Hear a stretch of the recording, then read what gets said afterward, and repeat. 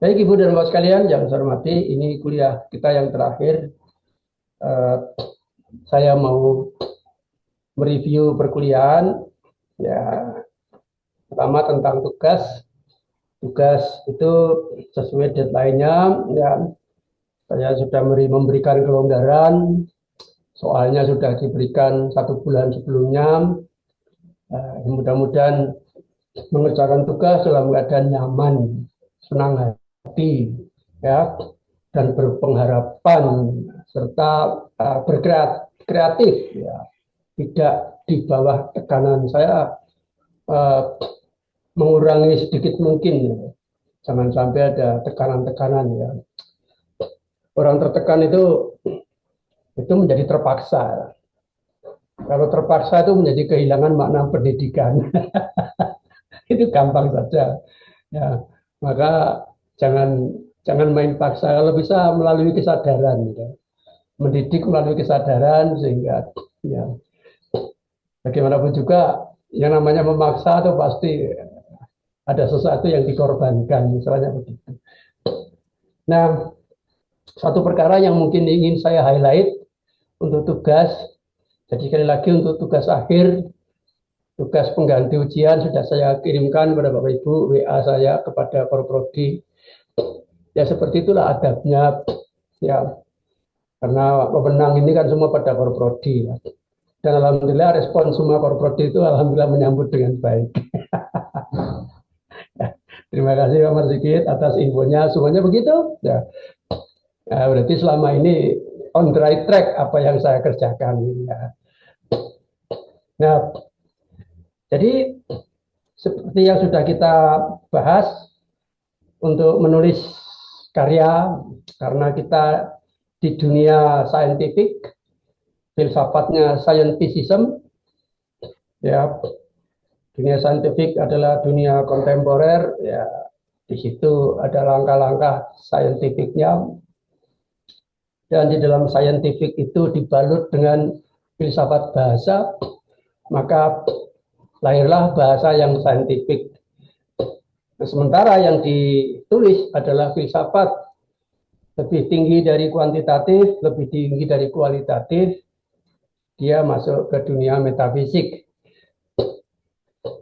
Nah, bedanya kuantitatif dan kualitatif, kalau kuantitatif perlu penjelasan yang panjang lebar, ya. Nah, sedangkan kualitatif itu adalah penjelasannya yang panjang lebar, mungkin perlu validity atau perlu data-data kuantitatifnya, gitu ya. Nah, sedangkan filsafatnya itu ternyata filsafatnya ini diikat dengan tulisan ilmiah saintifik, gitu. Ya, ini selalu mengatur keseimbangan, keseimbangan antara kuantitatif, kutub kuantitatif, kualitatif untuk non filsafat dan kutub saintifiknya. Artinya persoalan penulisan kualitatif itu adalah persoalan menyederhanakan, persoalan meringkas 5.000 halaman bagaimana menjadi hanya 500 halaman, gitu. Itu persoalannya. Nah, kalau Bapak Ibu menulis disertasi, gitu, ya, dikumpulkan referensinya 5.000 halaman, gitu. Bagaimana itu ditulis dalam bentuk tulisan yang maksimal 500 halaman, mungkin begitu. Nah, indikatornya apa? Indikatornya adalah logika tulisan, yaitu aliran tulisan. Ya, aliran tulisan. Artinya sepanjang-panjang luas-luas penjelasan itu harus tetap meaningful. Nah, itu yang penting. Nah, ancamannya ini tertulis. Nanti bisa dicari Bapak Ibu. Ini bukan omongan saya, tapi saya dulu waktu S2 30 tahun yang lalu itu sudah sudah mengetahui dan sudah menemukan itu bahayanya menulis kualitatif yang panjang lebar itu menjadi kurang bermakna. Kalau tidak bermakna, sindirannya saya sebetulnya enggan mengatakan, tapi karena ini ada ya, walaupun berat dan buruk istilah itu, yaitu sebagai rabis. Rabis itu adalah sampah. Nah ini ancamannya begitu. Jadi tulisan kita yang panjang lebar itu kalau tidak ada benang merah, logikanya atau maknanya terancam menjadi rabis atau sampah. Nah untuk itu kemarin ketika Bapak Ibu membuat tugas, mungkin semangatnya karena penjelasan awal saya itu adalah belum sampai ke situ mungkin gitu, atau saya sudah tapi mungkin saya lupa. Semangatnya menambah, tumbuh dan sebagainya. Kalau mau diperbaiki boleh, gitu. Itu gimana caranya supaya meaningful, ada alur, ya. Jadi nggak usah khawatir. Misalnya sekarang sudah mengirimkan tugas akhir. Saya kemarin ada paragraf yang hanya satu tumpuk saja, begitu saya jejerkan saja, tidak ada kaitannya dengan ide terdahulu dan ide berikutnya, ya itu menjadi. Nah kalau gitu tolong diedit kembali, ya diedit kembali, ditulis perbaikan tugas akhir, gitu. Misalnya, gitu kan? Oh, bukan bukan dalam misalnya nggak apa-apa, ya suka-suka loh. Saya itu kan hanya menyampaikan saja gitu loh yang saya pikirkan begitu. Baik, untuk berikutnya ini pada fase akhir ini kalau orang Jawa ini yang dari luar Jawa yang tidak bisa bahasa Jawa, tolong tunjukkan yang tidak bisa bahasa Jawa. Aris, ya, Padilla, Insa yang tidak bisa bahasa Jawa. Ya, jadi di Jawa, orang Indonesia itu budayanya sangat tinggi loh. Ya, ciri-ciri daripada budaya sangat tinggi itu adalah penggunaan bahasa. Kenapa? Karena bahasa itu filsafat akhir zaman. Ya, di dalam bahasa Jawa saja ada 4 strata, ya. Mulai dari bahasa rendah, ya, ngoko rendah, ngoko sedang, gitu. Bahasa apa? Kromo, toto kromo, ya. Dan bahasa Inggris yang hanya dipakai oleh para raja. Ingsun, ingsun jumeneng noto, itu nggak bisa orang awam ingin menirukannya gitu ya. Itu hanya raja yang ngomong ya. Sampean dalam, sampean itu kaki ya Bu Ismarianti. Sampean itu kaki. Dalam bahasa Indonesia, sampean dalam itu apa? Kaki raja. Saya hormat sama kaki raja. Kaki raja pun saya hormati loh. Nah, karena raja, gitu kan. Sampean dalam. Gitu kan. Nah, kalau di Jawa dikembangkan jadi macam-macam. Ngarso dalam, kagunan dalam, kerso dalam. Di mobil-mobil di belakang ditempel, semua dikasih dalam. Dalam Bu. Ya, begitu kan. Ini karena baru hangat-hangatnya kemarin ada pengukuhan Sri Pakubuwono ke-14. Dan jadi Indonesia ini awal persiapan juga ada ritualnya, ada budayanya, gitu ya. Tengah juga banyak perbincangannya, ya. Akhir juga banyak ritualnya. Kalah juga ada ritualnya, ritual kekalahan. Ya. Di medsos sampai sekarang kan masih ramai itu kan sebetulnya ritual kekalahan. Ada ritual kemenangan loh. Nah, ritual kemenangan ya. Nah, begitu. Bahkan sudah meninggal sampai sana pun diritualkan. Ya, ini fondasi spiritualismenya 1 minggu, 40 hari, 100 hari, ya 1000 hari, ya dan seterusnya itu, ya itu ada ritualnya itu apa bahasa, bahasa bahasa simbol dan sebagainya. Nah, ritual kalau di dalam pertunjukan wayang itu ritual akhir itu ya wayang golek itu ya yang sudah saya terangkan ya. Wayang golek golek ono ya.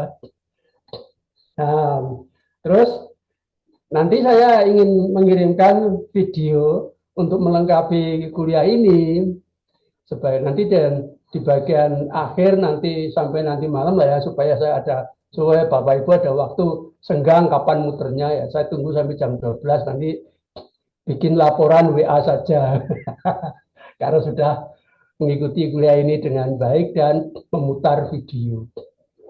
Itu laporannya WA saja, tulis spontan gitu aja.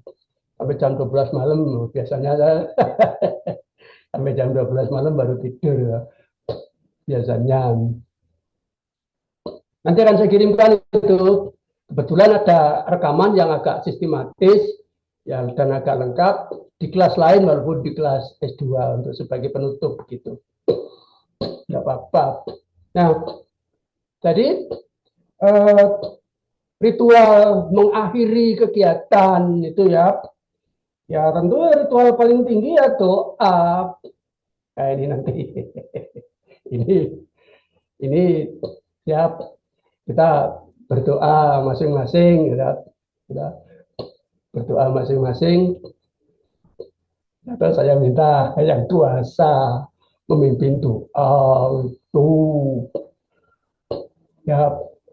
Ini mulai dari Pak Aris, Pak Surya, Pak Bayu, Pak Febrika, bapak-bapak ini ya, ya sesuai dengan karena ini yang mayoritas yang banyak yang Muslim ya dan yang Muslim ya Pak Paulus ya.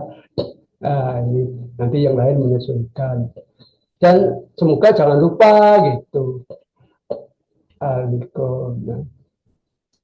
di antara Pak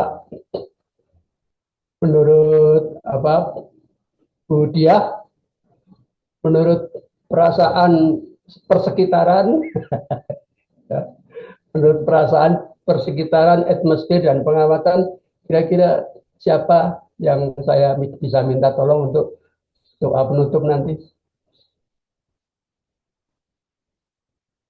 Bu Diah, tolong. Pak Bayu. Pak Bayu, nanti Pak Bayu ya.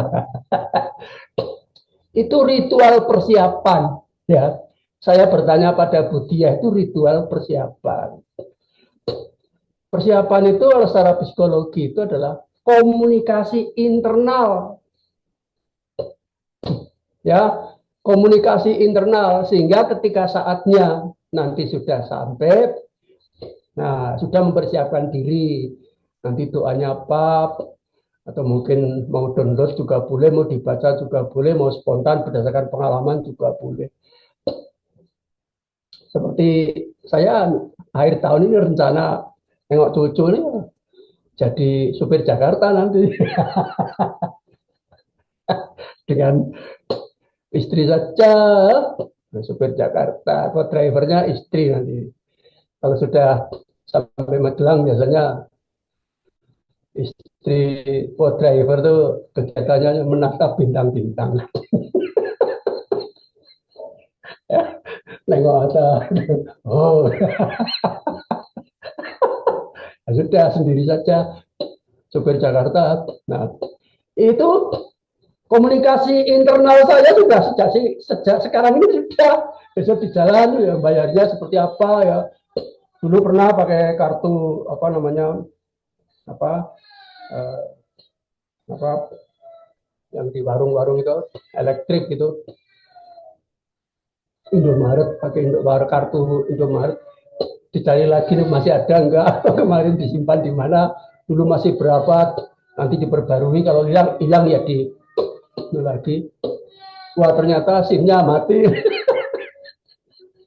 STNK-nya sudah tua ya, ketelingsut entah di mana. Wah, ini habis ini saya ke kepolisian ya, dalam rangka untuk mempersiapkan diri nih kok cucu. Ya itu ada komunikasi internal. Kalau di Jepang itu persiapan guru mau persiapan mengajar itu 70% sendiri porsinya ya, dari kegiatan mengajar itu. Ya, ini saya juga menirunya juga sulit. Ya. Nah, ini mudah-mudahan gangguan suara dari luar tidak terlalu keras ya. Ini saya baru memindah komputer, saya setting ke tempat yang lebih bagus, ya lebih umber karena baru saya rehab sudah jadi. Ternyata dekat dengan sumber suara. Ini mohon maaf ya. Ternyata dekat dengan sumber suara ya. Suara dia itu penghidupan ya, saya itu nggak berani negur ya. Kasihan juga nanti hajat ya, mereka tukang untuk bikin mebel segala macam, ya, sudah saya penyesuaian diri saja. Nah, jadi itu komunikasi internal, komunikasi internal. Nah, di dalam komunikasi internal itulah maka sebenar-benar persiapan itu, bahkan kalau di Jepang itu RPP itu diuji cobakan, gitu. RPP itu diuji cobakan dalam bentuk kelas kecil, kemudian diobservasi oleh guru-guru yang lain dan diberi masukan, kan begitu, dan diberi masukan.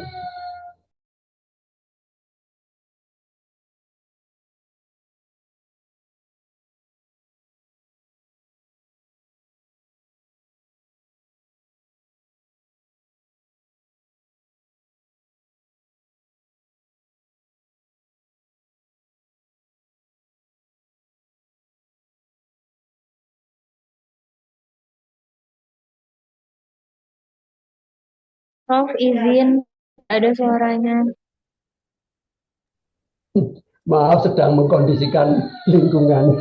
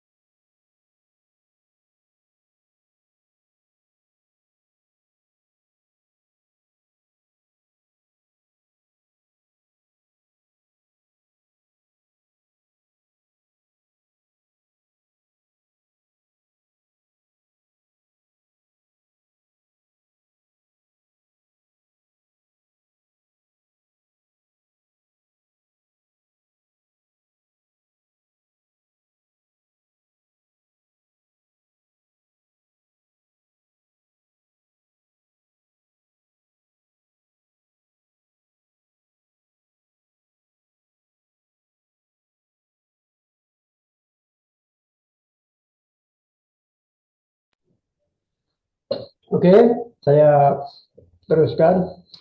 Baik, bagian akhir ini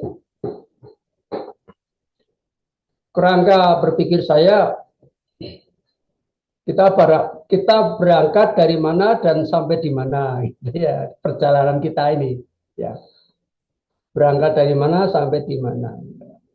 Dalam kerangka pikiran kita bersama ya, saya hanya mendudukan perkara. Kalau kita berangkat dari Yunani kuno, gitu kan, kita berangkatnya kan dari Yunani kuno. Ya kita sampai di lokasi masing-masing. Sampai di Surabaya, sampai di Solo, sampai di Jawa, sampai di NTT dan seterusnya. Gitu kan? Artinya apa? Sampai di lokal budaya kita masing-masing. Kan begitu. Nah, maka yang sudah saya sampaikan ya, di bagian kalau saya berhentinya di Jawa atau di Indonesia, lebih khusus di Yogyakarta, di Solo, ya, atau Surabaya yang ada pengaruh budaya Jawa itu ada ditemukan ilmu yang konform, ya, yang identik, yang yang terhubung ya dengan keseluruhan daripada yang kita pikirkan, yaitu yang namanya Sastro Jendro Hayuningrat Pangruwating Diyu. Atau sastro itu bahasa, tetapi itu harfiahnya bahasa, tetapi maknanya filsafat. Jendra itu raja, ya. Sastro itu harfiahnya bahasa, maknanya filsafat, tapi kemasannya ilmu. Jadi sastro jendro itu ilmunya para raja, gitu. Kemudian Hayuningrat, Hayu itu kebaikan, ya. Ningrat itu tertinggi, ya. Orang namanya Marsigit Ningrat, itu posisinya tinggi, ya.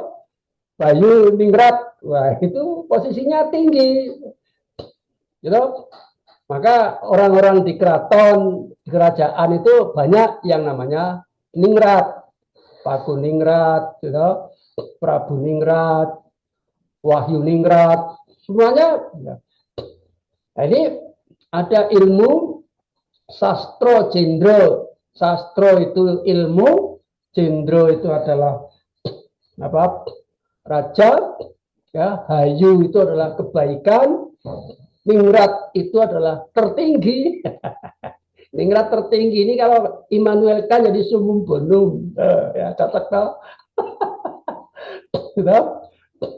Pangruwating diyu, pangruwating diyu itu untuk menghilangkan, diruat itu untuk menghilangkan, tapi dengan cara, gitu, dengan cara tergantung dunianya. Dunia yang menghilangkan itu juga dunia ilmu, mulai dari menghilangkan nol, disingkirkan pakai tangan, sampai menghilangkan pikiran dan menghilangkan spiritual. Menghilangkan spiritual itu ya pakai doa. Menghilangkan filsafat, secara filsafat dijelaskan, menjelaskan supaya terang benderang di dalam pikiran, kan begitu. Pangruwating itu menghilangkan dengan cara, kalau filsafat dengan cara menjelaskan atau memperoleh pencerahan atau ilmu. Diyu itu keburukan atau raksasa, kan? Lambangnya kan begitu. Nah, ini yang saya jelaskan di video yang nanti akan saya kirim kepada Bapak Ibu. Ya, di sana lebih detail dan lebih lengkap. Kalau saya jelaskan lagi ini, ya mengurangi waktu, gitu ya, gitu ya, mengurangi waktu. Nah, begitu. Artinya di situ saya jelaskan bahwa ya, ilmu sastro jendro Hayuningrat Pangruwating Diyu itu ilmunya para raja yang bersifat rahasia dan tersembunyi. Ya.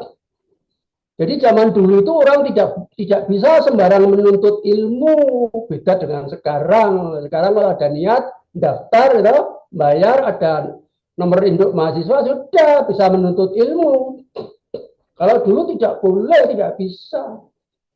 Hanya orang-orang yang dekat dengan raja saja yang memperoleh ilmu. Maka orang-orang yang bersekolah di Belanda dulu waktu penjajahan ya hanya kerabat-kerabat keraton.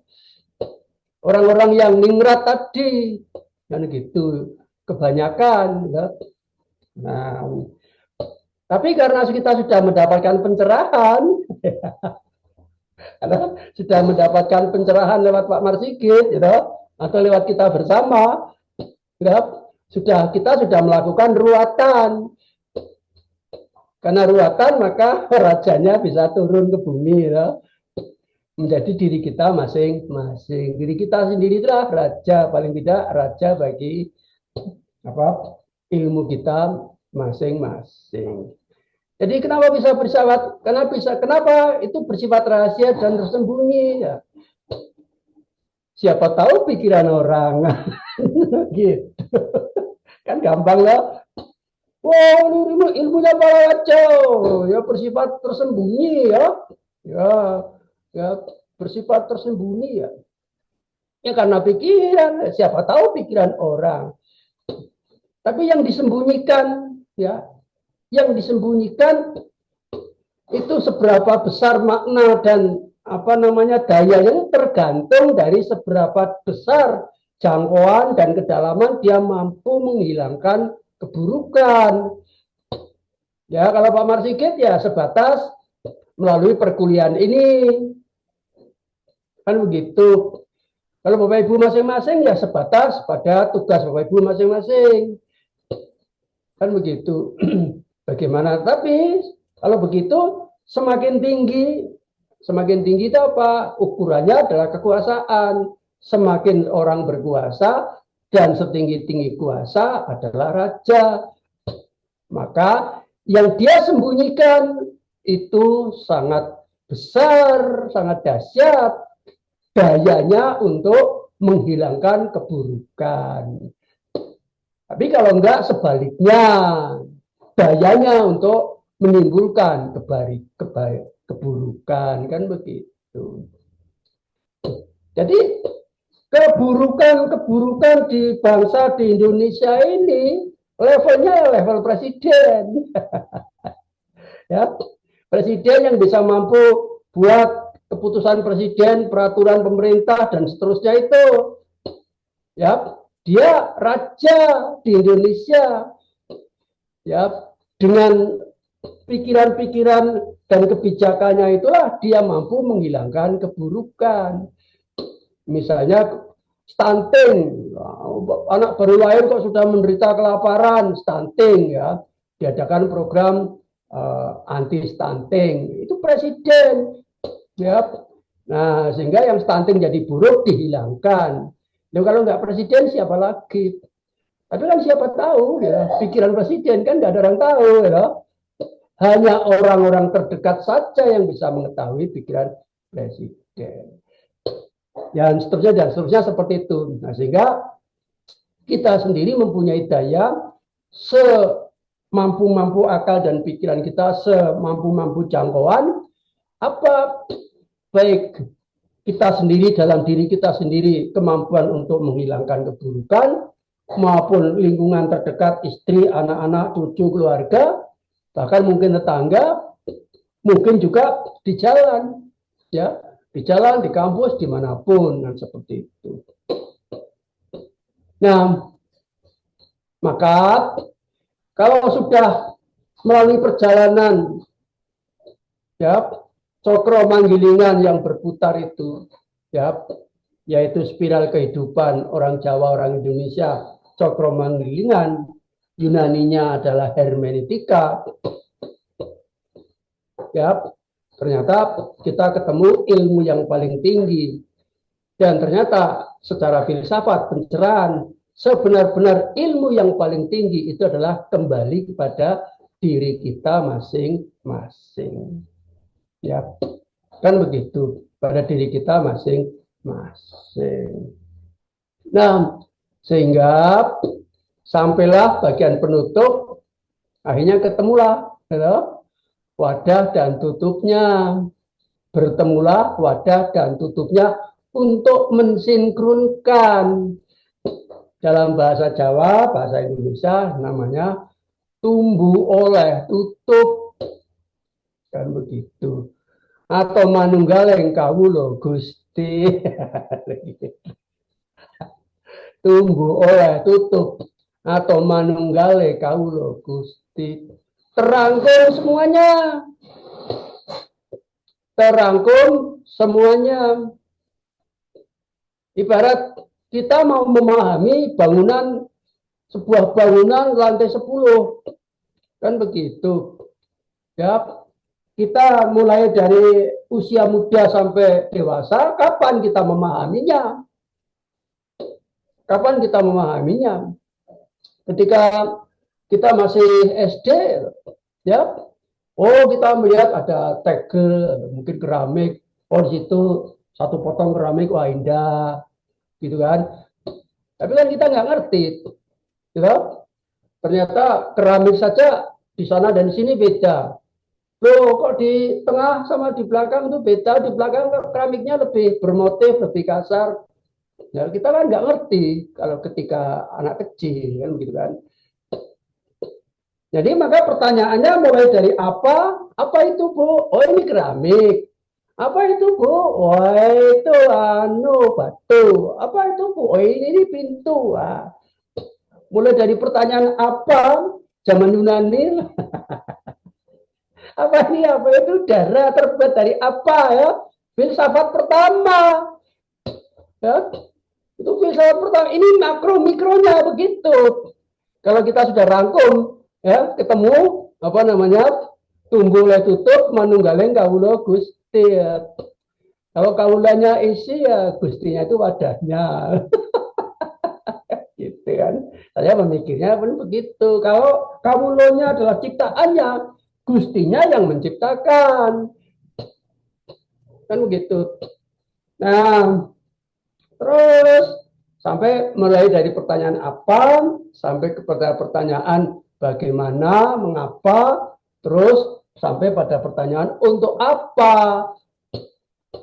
Kan begitu. Nah, sehingga kesemuanya pada umur dewasa mungkin kita belum tuntas memahami, ya, memahami gedung tingkat 10 itu walaupun sudah mau pensiun, ya. Misalnya bagaimana nyeting lampu, ya, secara otomatis, bagaimana memasang apa namanya pemancarnya, ya. Kemudian bagaimana apa membuat pendulum untuk keseimbangan anti gempa, ya. Ya, seperti saya udah mau pensiun pun belum nggak paham tuh gimana membuat gedung yang tingkat 10 tapi anti gempa pakai apa namanya pemberat atau pendulum mengatur keseimbangan gempa. Kalau gempanya ke kiri, yang di atas ke kanan. Kalau yang di bawah ke kanan, yang di atas ke kiri. Terus, nah sehingga mengatur keseimbangan seperti itu. Kan itu ilmu tersendiri. Juga bagaimana mengatur kualitas tembok dan lain sebagainya seperti itu. Nah, dengan demikian maka apa namanya manunggaling kawula Gusti itu menjadi, dan setelah kita cari semuanya ada. Yang kita masalahkan di dalam filsafat mulai dari zaman Yunani ternyata semua ada di bumi kita. Gitu? Kita lengkap. Wah, indikatornya apa? Bahasa. Indikatornya itu bahasa. Ya, orang meninggal itu mungkin dari suku-suku pedalaman ada hanya ditangisi saja. Gitu? Macam-macam 1001 ritual orang meninggal itu. Ada yang didoakan, doa dan sebagainya. Ya. Nah, jadi kita setelah kemudian sampai apa namanya sampai ke bagian akhir, maka wayang goleknya itu golek ono, carilah apa namanya makna di sebaliknya itu, ya, carilah makna di sebaliknya itu. Nah, kemudian apakah sudah selesai? Ya, belum. Itu siklus 1, siklus 2, siklus 3 dan seterusnya. Itu kembali kepada Anda masing-masing. Nah, ya. Nah, yang sudah pernah saya ceritakan mungkin di bagian akhir ini adalah saya ingin mengungkap kembali apa yang sudah pernah saya tanyakan, yaitu setinggi-tinggi makomnya seorang bekerja, ya, seorang profesional atau seorang karir, ya. Apakah karir apa itu? Apakah ada yang ingat, Ibu dan Bapak sekalian, setinggi-tinggi makom itu apa? Bu Yudi mungkin ingat? Halo Bu Yudi.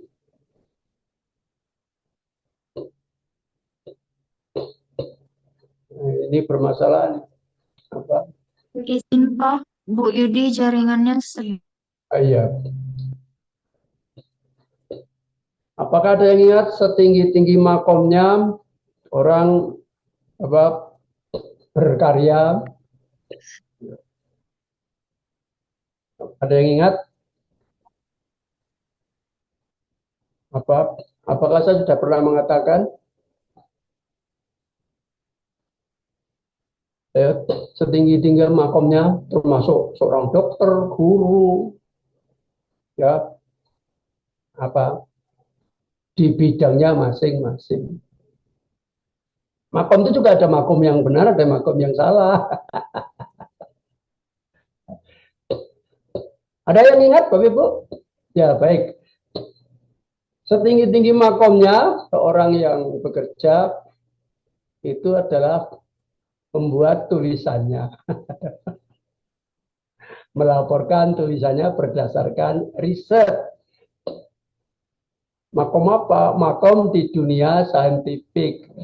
Berdasarkan riset, tulisannya bersifat saintifik. Nah, karena ini filsafat, ya risetnya referensial. Bapak Ibu risetnya membaca referensi-referensi. Kan begitu. Nah, sehingga tantangan berikutnya ialah bagaimana Bapak Ibu mampu menulis tulisan-tulisan yang dipublikasikan di jurnal. Kan seperti itu. Ini untuk keselanjutannya. Ya, mampu membuat tulisan-tulisan yang dipublikasikan di jurnal, baik itu masalah filsafat yang dipelajari atau nah apakah ada yang makomnya keliru? Ya ada, kalau bukan bidangnya.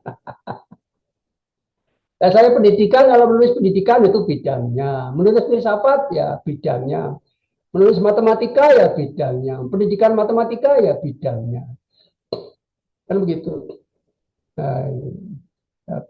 Tapi kalau saya menulis tentang biota laut, wah itu bukan bidang saya, ya berarti makomnya keliru, berbahaya, itu harus diruat, ya harus diruat.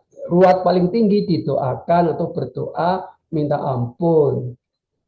Ruat secara filsafat dijelaskan, ya, gitu ya. Kalau tidak paham sebagainya dikasih sesajian. Kalau orang Jawa atau yang kuno dulu gitu ya, dikutuki apa menyanyi biar yang bersangkutan sadar gitu ya, kan begitu. Nah, supaya kembali ke relnya. Jadi kalau Bapak Ibu evaluasi ya nulis bidang evaluasi, bidang pendidikan. Nah, gitu.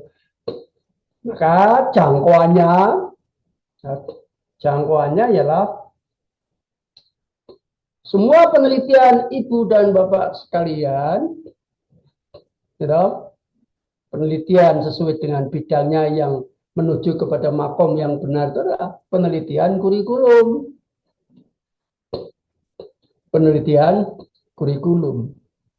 Nah, saya akan ceritakan, kalau sudah ya saya ulangi lagi, ya, penelitian kurikulum. Minggu yang lalu pertemuan klasikal saya sudah menerangkan belum ya yang penelitian kurikulum? Belum ya? Yaitu ya penelitian berskala nasional pengembangan kurikulum KBK. Sudah Pak Budi, Pak Bayu, sudah belum? Belum, Prof. Belum ya. Baik, saya ceritakan ya. Dan nanti Bapak Ibu bukan berarti ini apa namanya sesuatu. Kalau di dalam kuliah kita ini kan wacana ya, bukan perintah, wacana saja.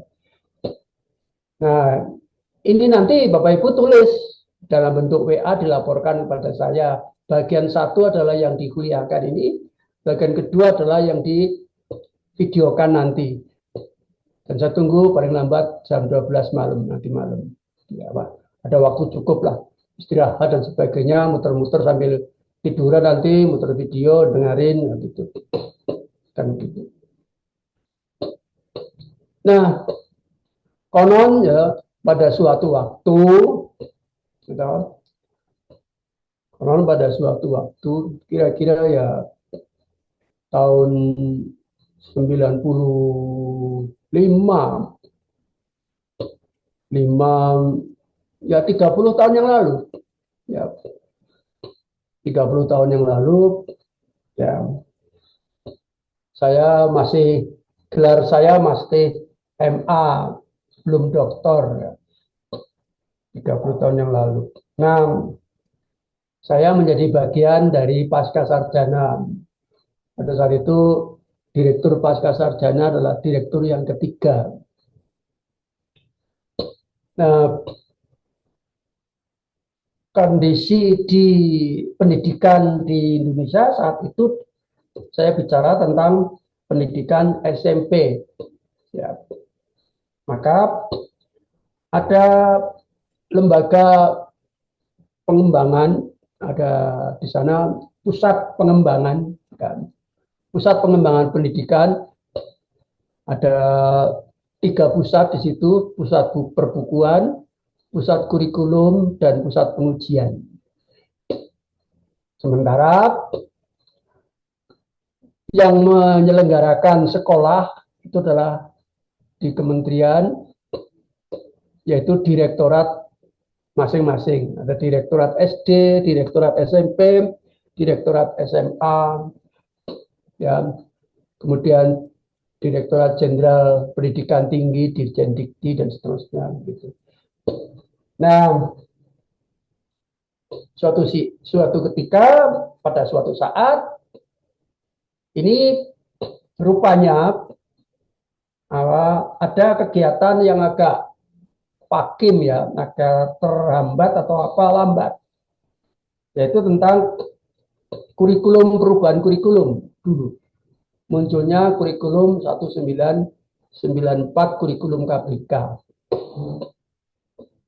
Nah, tolong diperhatikan baik-baik ya. Ini supaya nanti kalau ditulis di WA jangan miscommunication. Ya. Nah, pengguna kurikulum itu direktorat SMP itu sebagai pengguna kurikulumnya. Sedangkan pusat kurikulum itu pemroduksi kurikulumnya. Konsepnya seperti itu, sederhana. Tetapi dalam kenyataannya tidak sesederhana itu. Sebab ketika saatnya kurikulum mau dipakai, ternyata kurikulumnya belum jadi. Itu jadi masalah. Ya. Nah, kenapa kurikulumnya belum jadi? Karena tidak mudah bikin kurikulum. Karena apa? Karena mencoba desentralisasi kurikulum pada saat itu menuju ke KTSP. Karena desentralisasi, maka diusahakan supaya ada aspirasi dari bawah. Karena menunggu terlalu lama, maka Direktorat SMP saat itu melakukan inisiatif sendiri sambil menunggu yang dari Puskur. Direktorat SMP juga mengembangkan kurikulumnya sendiri. Nah, saat itu kemudian bekerja sama dengan UNJ. Dalam hal ini pasca sarjana. Nah, ternyata saya itu bukan tokoh, saya itu hanya partisan saja. Saya hanya dosen di jurusan, hanya mendengar, hanya melihat. Ternyata sepertinya ada semacam MOU antara UNJ dan Direktorat SMP. Tentu SD juga, tentu SMA juga. Nah, ternyata MOU itu menghasilkan kesepakatan tentang SKKD, standar kompetensi dan kompetensi dasar. Standar kompetensi dan kompetensi dasar. Ternyata sepertinya itu yang utama dari kesepakatan. Nah, setelah disetujui, maka barulah dimulai penjabaran dan pembuatan draft. Maka mulai di tingkat pasca UNJ atas nama UNJ juga, saya sebagai dosen pendidikan matematika diundang sebagai salah satu pengembang, yaitu saya berarti pengembang kurikulum SMP matematika. Nah, dosen-dosen yang lain semua mapel, ada yang IPA, ada yang bahasa, ada yang agama, PKN, dan seterusnya. Kemudian dikoordinasi oleh Paskam, diundang workshop, diberikan SKKD-nya masing-masing, kemudian diberi formatnya, kemudian mulailah dibuat draft kurikulumnya.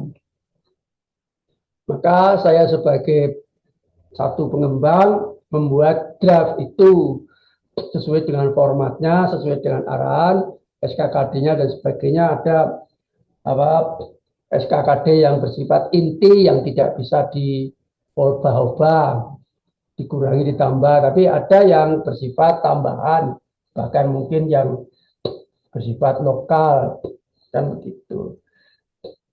Nah, setelah selesai, kemudian di-workshopkan kembali, direview kembali. Nah, kemudian disiapkan dokumen sebagai draft 1. Draft 1 itu apa? Draft 1 untuk sosialisasi, ya sebagai apa namanya, bukan sosialisasi ya, semacam apa namanya, untuk pengembangan berikutnya, putaran berikutnya, ya mungkin sosialisasi juga boleh, bisa ya. Ya, kemudian sosialisasinya itu apa? Mengundang guru-guru yang bersangkutan terkait dengan kurikulum itu di sekitar UNY. Ya, sekitar UNY itu ya Yogyakarta, di DIY gitu. Maka masing-masing dosen pengembang itu berpasang-pasangan dengan guru pengembang. Nah, maka guru juga diberi draft 1, kemudian juga ada dialog secara lisan maupun tertulis. Guru diberi kesempatan untuk membuat masukan, saran-saran. Dari saran-saran pada putaran sosialisasi putaran pertama itu, maka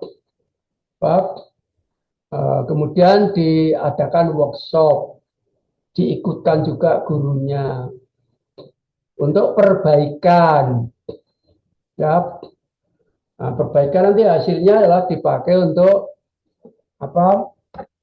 Sosialisasi tahap kedua, yaitu sosialisasi pada level Pulau Jawa. Nah, betul, dari hasil perbaikan dan saran-saran dari guru, diskusi dari guru, menampung aspirasi dari bawah, lahirlah draft kedua atau revisi kedua dari draft kurikulum. Nah, setelah siap dokumennya, kemudian sosialisasi berikutnya ialah sosialisasi tingkat Pulau Jawa. Saat itu saya pergi ke Sidoarjo. Ya, saya pergi ke Sidoarjo. Dan di sana biasa mengundang semua guru yang terkait, juga dinas, ya, sama kegiatannya yaitu sosialisasi, pemahaman, kemudian masukan, baik masukan lisan maupun masukan tertulis. Yang masukan tertulis langsung ditulis di naskahnya itu.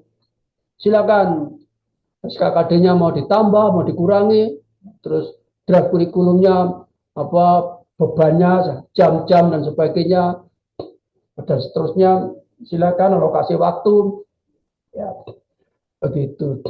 Sehingga saya ke Sidoarjo pada saat itu membawa semua mapel, ya, ya.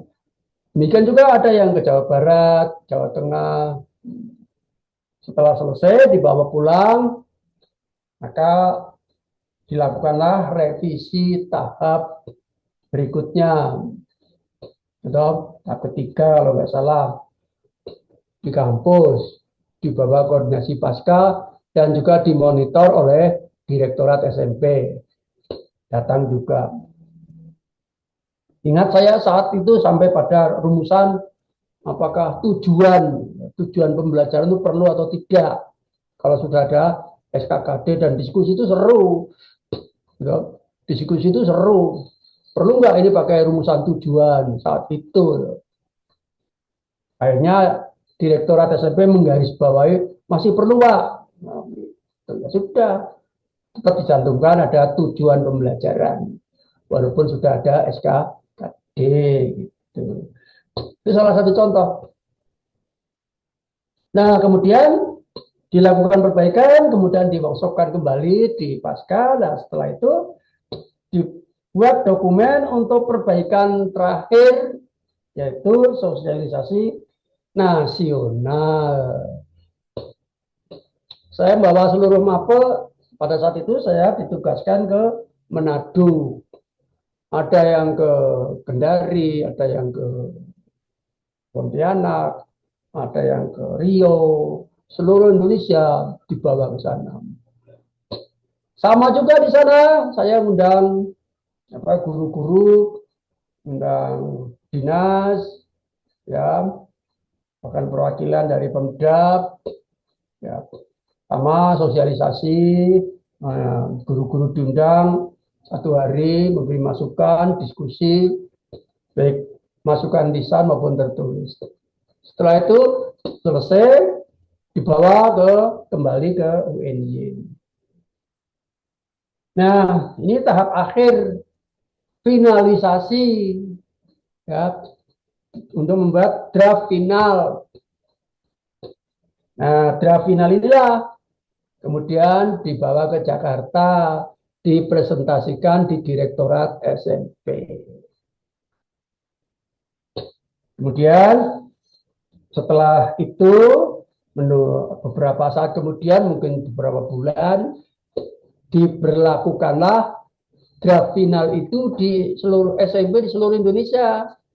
Kalau nggak salah itu kurikulum 94 sampai kurikulum 2006 kalau nggak salah menuju ke sana. KTSP. Ya. Nah, setelah itu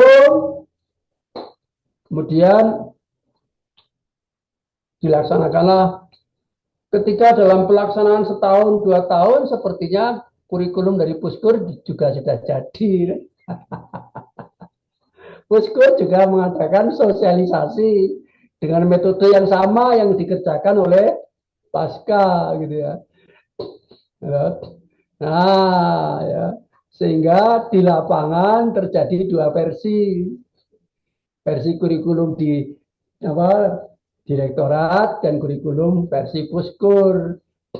Untuk kurikulum KBK saat itu, nah, timbul masalah, ya, karena bagaimanapun juga dua lembaga, ya, timbul masalah, ya, karena ada perbedaan-perbedaan dan sebagainya. Itu masalah itu jadi ramai, ya, mungkin setahun gitu. Nah, setelah itu Direktorat SMP menyelenggarakan kegiatan yang namanya penyelarasan.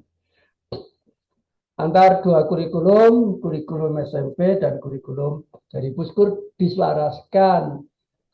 Ya, para pengembangnya diundang. Saya datang dan berhadapan-hadapan dengan pengembang dari Puskur, sesama dosen pula dari universitas lain, gitu loh. Ya, kita dialog, kita diskusikan mana yang kurang, mana yang lebih, demikian seterusnya. Lahirlah kurikulum penyelarasan itu kelihatannya itu mungkin yang kemudian disebut sebagai KTSP kan gitu. Kurikulum pada tingkat satuan pembelajaran. Ya.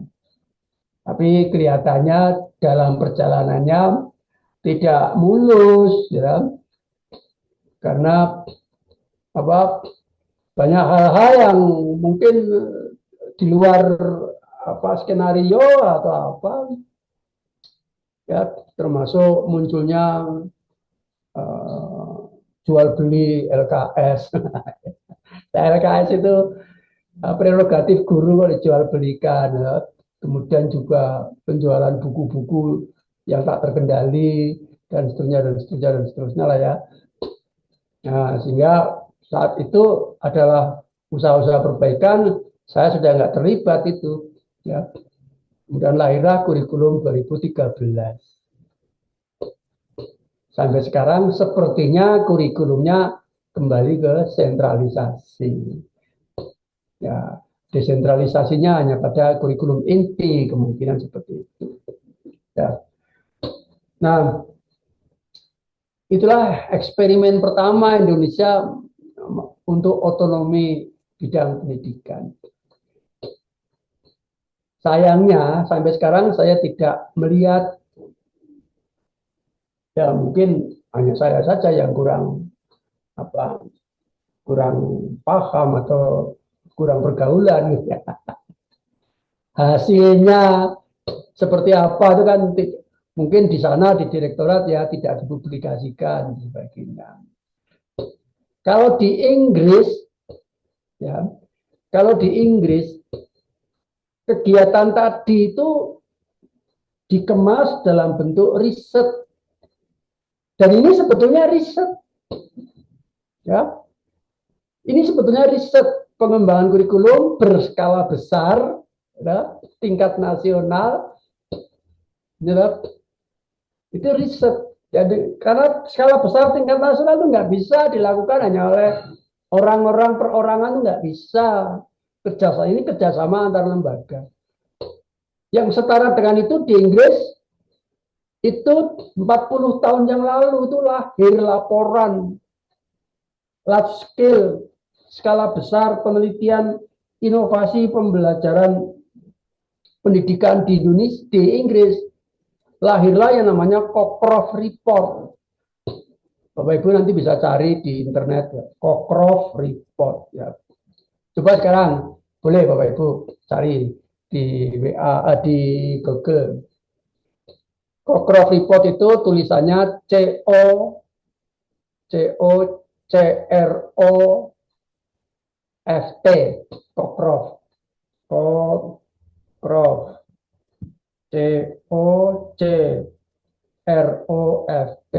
Cochrane Report. Siapa yang sudah ketemu? Ya, Pak Aris sudah ketemu belum? Siapa yang sudah? Pak Surya.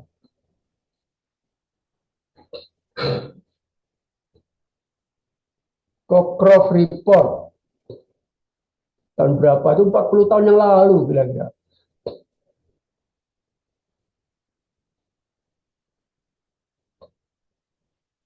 Siapa yang sudah?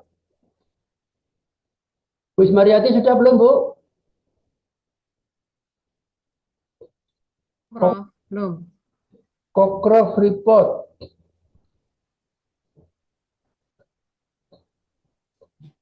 Kalau nggak ada ditambah British gitu.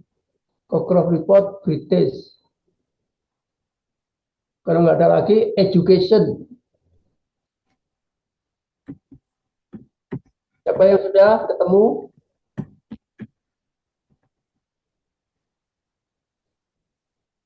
Ampun, Prof. Silakan Pak Alniko, coba bisa di-share nggak Pak Alniko di layar? Oh, nggih. Coba di-share di layar. Bu dia Bentar. Pak Alniko biar bisa nge-share.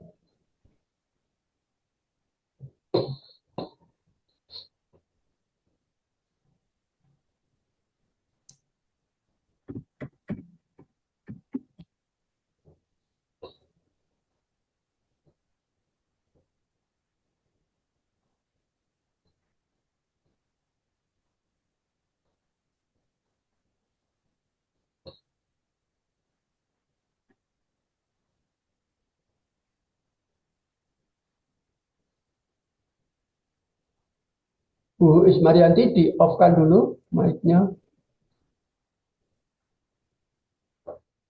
biar nggak bocor.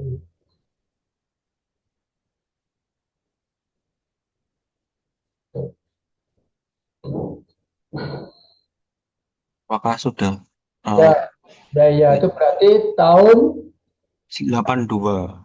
1982. Ah ini ya, ini coba tadi judulnya di atas. Oh, nggih. Nah, ini Education in the UK, the Cochrane Report khusus untuk pendidikan matematika. Kepala proyeknya Tuan Cochrane, ya kan? Kepala proyeknya Tuan Cochrane. Ini penelitian skala besar di Inggris, ya, tahun 1995, 10 tahun ini saya masih menggunakan untuk tesis saya itu menggunakan ini, ya. Ini segala macam persoalan pendidikan matematika dari A sampai Z ditulis di sini. Mulai dari hakikat matematikanya, ontologinya matematika sampai kepada metodologinya, terus kan ke bawah di scroll Pak. Coba di scroll pelan-pelan terus. Ya agak cepat ya. Nah, terus ke bawah terus cepat lagi ke bawah. Scroll terus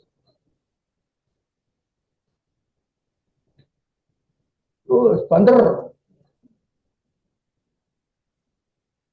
Nah, ini tadi juga ada research study, gitu. Nah, ini, gitu. Pendekatan riset, pendekatan riset. Terus cepat scroll. Oh, nah, pokoknya tuntas, tuntas tas, gitu ya. Sini, baik cukup Pak Alniko. Nah, itu makom tertinggi dari seorang kokrov. Ya, saya nggak tahu apa jabatan dia, apa menteri atau apa gitu. Ya, makom tertinggi mempublikasikan hasil riset. Gitu. Bahkan sampai sekarang tuh masih dipakai, itu beberapa orang masih menggunakannya itu, referensi itu, karena itu dia mengungkapkan ada hakikat. Kalau hakikat itu kan berabad-abad maknanya, sumbernya. Kecuali hasil penelitian kontemporer itu 5 tahun, 10 tahun sudah out of date. Tapi kalau hakikat seperti biasa itu kan hakikat. Nah, nah jadi apapun Bapak Ibu di bidang di mapel masing-masing yang dikerjakan itu adalah bagian daripada penelitian kurikulum. Kan begitu. Nah, di level nasional saya pernah punya pengalaman terlibat sebagai salah satu tim pengembangnya yang saya sampaikan seperti itu tadi.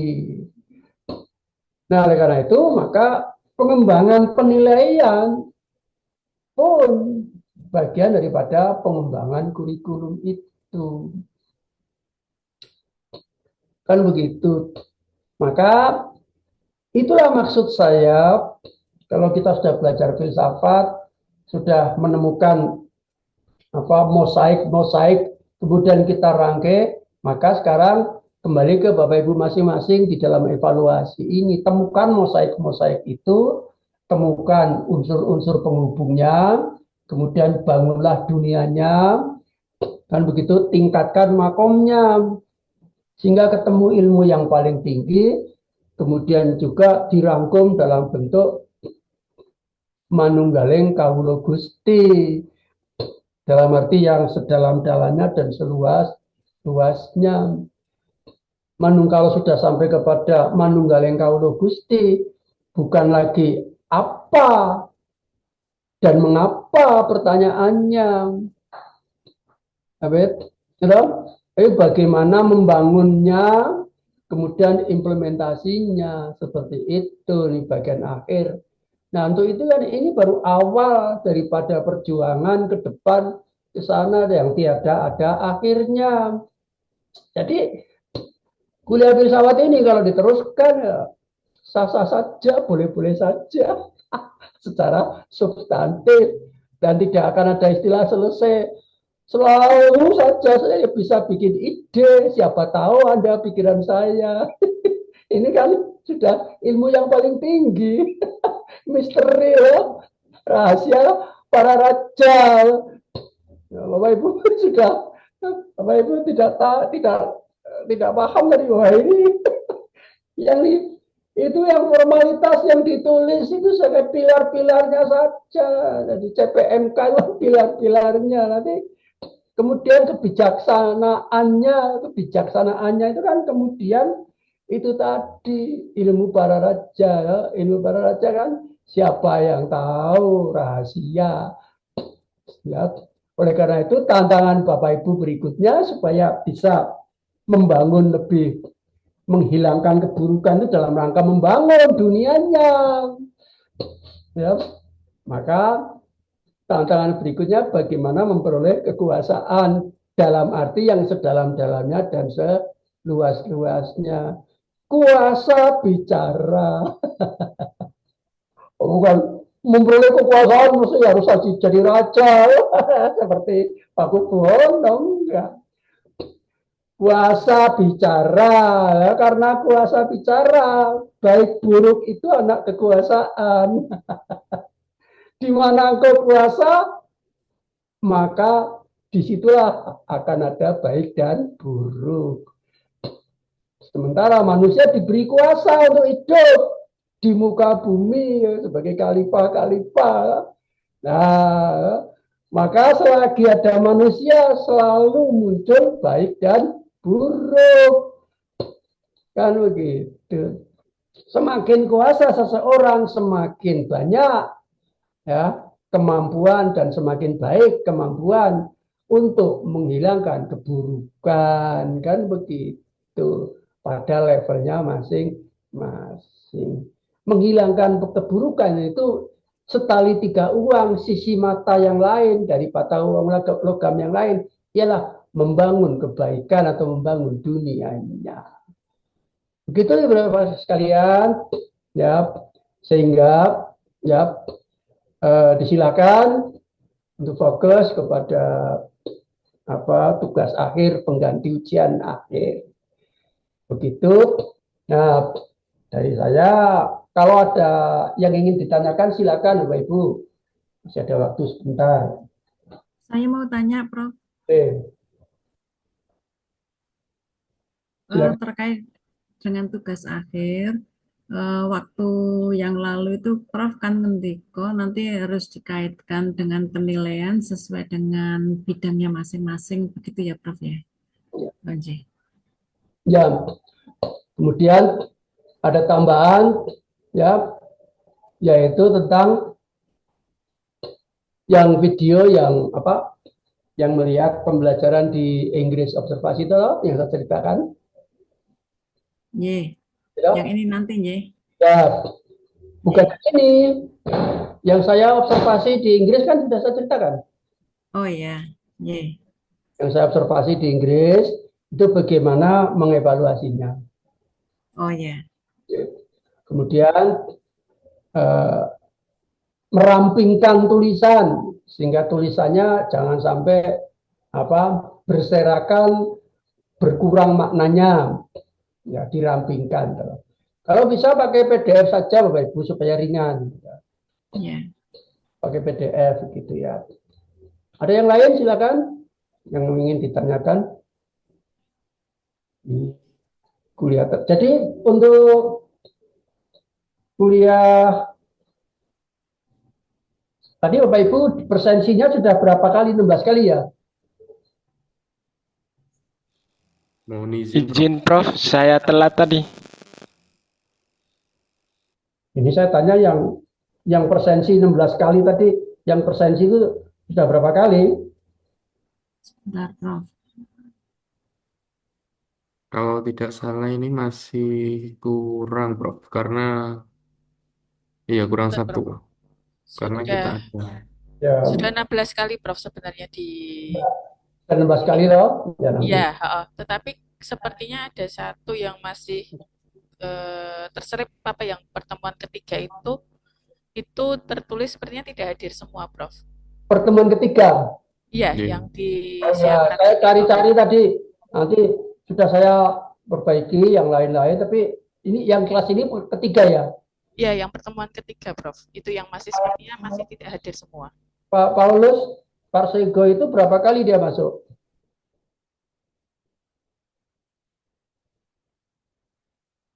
Mic-nya Pak Paulus. 6 kali Prof. 6 kali. Berapa kali ikut Berapa kali ikut kuis? Belum pernah ikut ya. Oke Prof. Nah, itu. Ya mohon maaf ya Pak Paulus. Nanti Oke Prof. sampai akal dan pikiran, andai kata terpaksa mengulang nanti masih dicintai Pak Marsigit gitu loh. Kalau Siap Prof. apa-apa, kita yang Iya Prof. thinking gitu loh. Kan begitu. Kalau Pak Marsigit Makasih Prof. diberi kepercayaan atau karena ini kan ya sebentar lagi saya pensiun ya. Kan 1,5 tahun lagi ya. Tahun depan. Masih lama Prof. Ya enggak. Baik gitu ya. Oke Prof. Ini tadi yang sekarang sudah saya masukkan Pak Paulus Pasetu. Terima kasih Prof. Dan sebetulnya kita nggak kurang waktu karena menurut edaran dari Pak Direktur, ujian akhir pun bisa dimasukkan sebagai persensi gitu. Sehingga tadi saya sudah cadangkan kegiatan Bapak Ibu membuat tugas, saya beri nama review tugas itu juga saya sudah masukkan sehingga untuk masalah persensi nggak ada masalah. Gitu. Baik, Ibu dan Bapak sekalian, saya minta maaf kalau ada kesalahan dan kekurangannya.